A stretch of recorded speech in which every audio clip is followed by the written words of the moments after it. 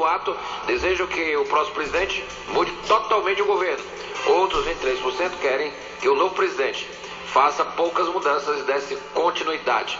12% preferem que o governo continue do jeito que está. 7h09.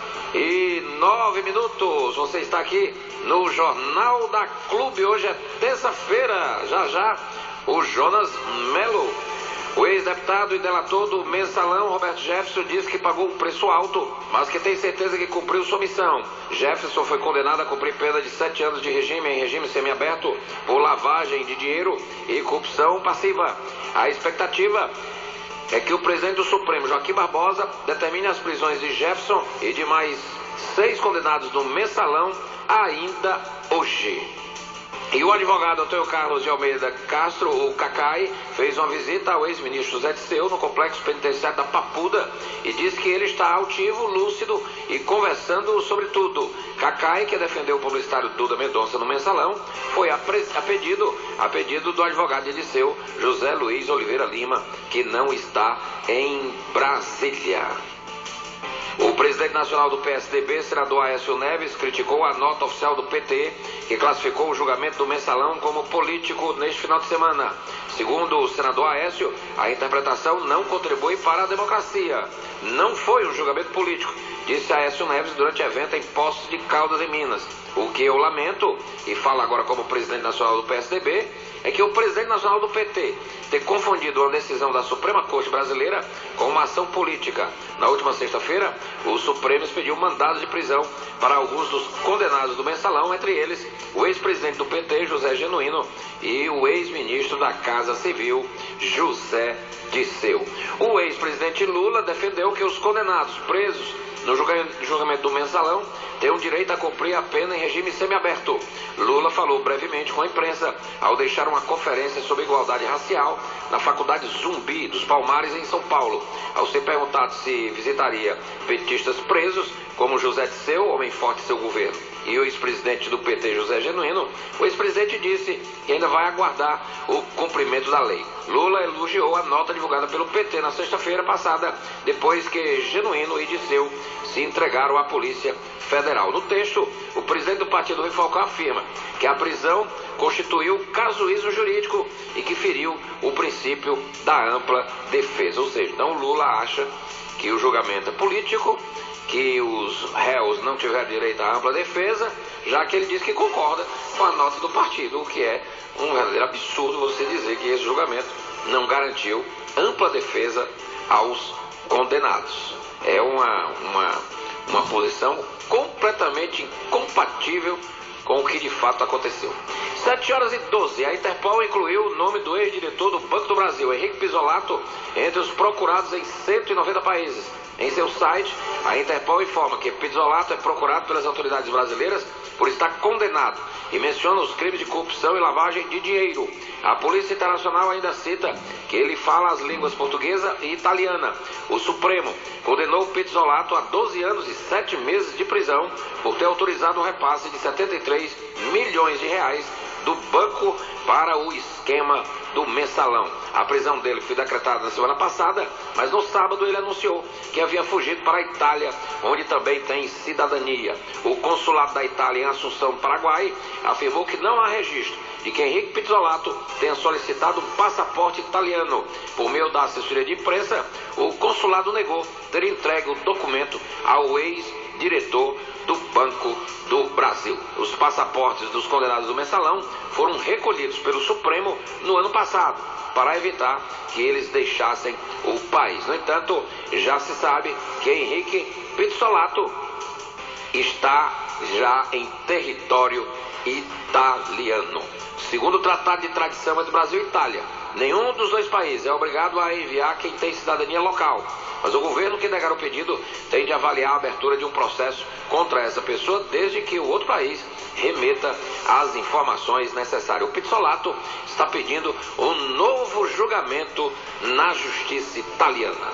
7h14. Bom dia para você, repórter Jonas Melo. Notícias da Assembleia. Jonas Melo. Bom dia, você, Renato. Bom dia aos meus ouvintes que sintonizam o programa Jornal da Clube. Um abraço ao Luizinho. Barros na máquina de som da M1200. E a você que hoje, terça-feira, 19 de novembro de 2013, dia da bandeira. Aqui no primeiro expediente já constam 6 oradores. Os deputados Antônio Carlos, Júlio César Filho, Fernando Hugo, professor Teodoro. E as deputadas Eliane Novaes, Miriam Sobreiro no primeiro expediente, com 90 minutos o tempo total de todos. No segundo expediente, 90 minutos também, 15 minutos para cada orador na tribuna da Assembleia Legislativa. Já consta aqui Dedé Teixeira, Antônio Granja, Mauro Filho, Sineval Roque, Gônia Ruda e a deputada Raquel Marques. No tempo de liderança, apenas um orador aparece. A deputada Eliane Novaes, liderança do PSB aqui no estado do Ceará.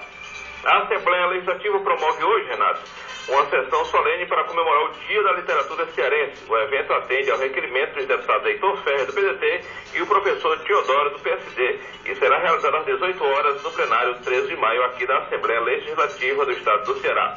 O deputado estadual Sineval Roque, do PROS, tem trabalhado em parceria com o líder da bancada cearense no Congresso Nacional, o deputado federal Antônio Palma, para que uma quadra poliesportiva seja construída no distrito de Dom Quintino, na cidade do Crato. Segundo o parlamentar, a construção de uma quadra esportiva no sítio Cachoeira dos Gonçalves vai proporcionar melhor qualidade de vida aos jovens. O Ministério dos Esportes já emitiu a nota de empenho no valor de R$ 292.500 para a construção do equipamento, o que informou o Sineval Roque. E a partir de agora o município deverá apresentar o projeto executivo da obra, licitar e executar os serviços de construção da quadra poliesportiva. Tramita aqui na Assembleia Legislativa do estado do Ceará um projeto de lei 243 de 2013 de autoria da deputada Miriam Sobreira, que dispõe sobre a proibição de matérias publicitárias que promovam e divulguem a comercialização de armas de fogo e similares no estado do Ceará. O parlamentar justifica, Renato, que a comercialização de armas de fogo é uma realidade alarmante que implica no aumento da violência no número de homicídios.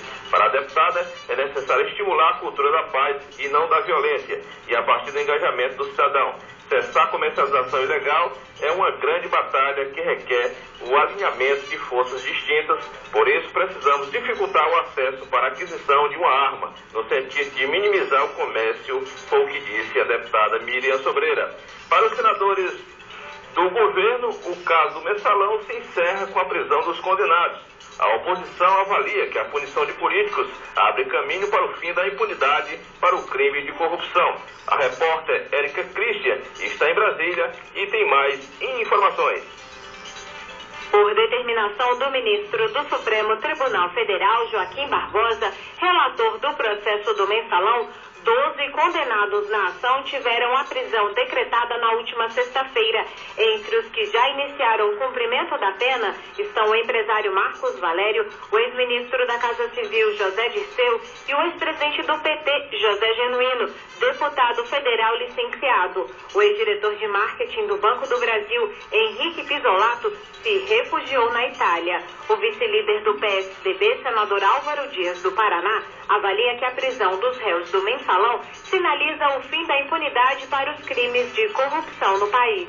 Muitos não acreditavam que o Supremo pudesse colocar atrás das grades lideranças políticas, por isso é que nós denominamos de marco de um novo rumo para a justiça brasileira, que deve ser seguido para futuros julgamentos, a fim de que as ações penais envolvendo autoridades possam ser julgadas com maior celeridade e com o mesmo rigor com que foi julgado o Mensalão. O vice-líder do PT, senador Paulo Paim, do Rio Grande do Sul, considera que o cumprimento da pena respeita a decisão final do Supremo. Ao comentar a prisão de colegas do partido, Paim afirmou que este assunto está encerrado dentro do PT. Decisões do Supremo, você não discute, você cumpre.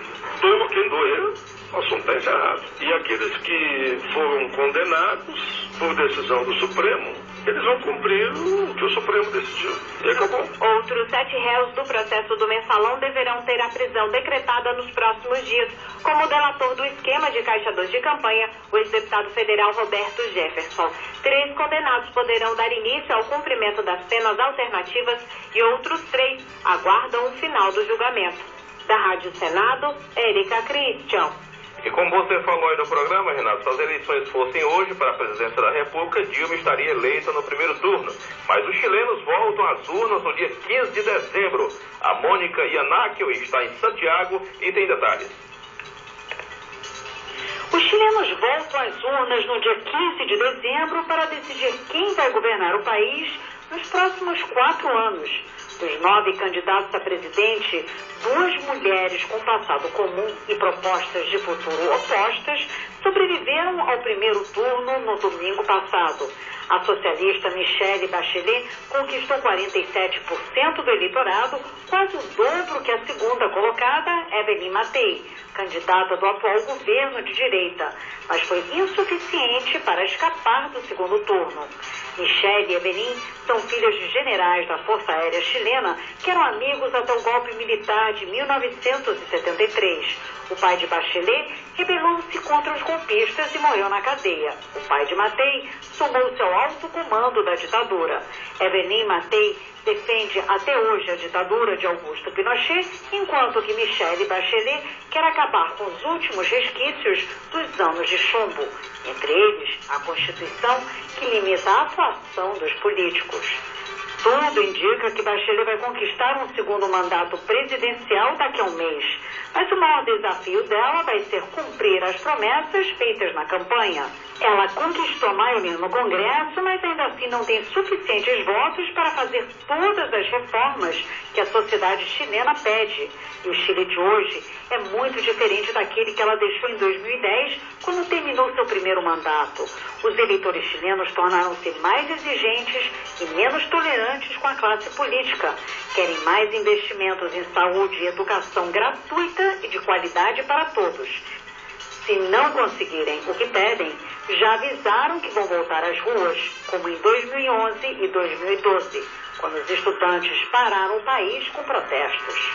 Mônica Yanakis, de Santiago. Portanto, essa é a informação, Renato. E dizer a você que daqui a pouco tem sessão plenária aqui na Assembleia Legislativa, sob o comando da mesa diretora, que tem à frente o presidente da Casa, José Albuquerque, do PROS. Só registrar aqui a audiência e parabenizar meu pai, José Ribeiro Lopes, do Jacarecã, que está mudando de idade e hoje é ligado no programa todos os dias, de segunda a sexta-feira. Portanto,